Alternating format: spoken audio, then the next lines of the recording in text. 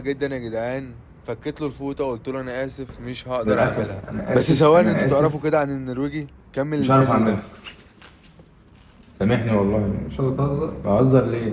اهزر؟ انت سمعت كلامهم وجيت ليه اصلا؟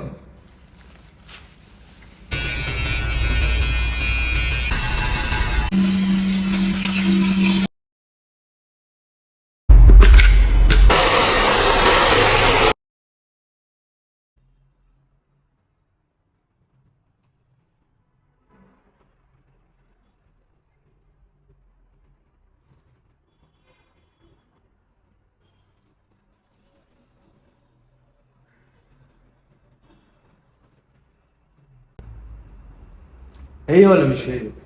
لا كنت عايز بجد، بسم اسالكم الله في ما حاجه. شاء الله الراجل بيقول لي عليك الحلاقه يعني. دي في انا المانيا طلعت ولسه ما احسن نزلتش مصر. ريموتر، الصراحه وانا مش كنت عارف، عايز بس كنت كمان. عايز اسالكم عيب حد شاف عليك. القصه دي قبل والله ما كده عارف على يعني حد. ان النرويج رقم واحد. قلبي.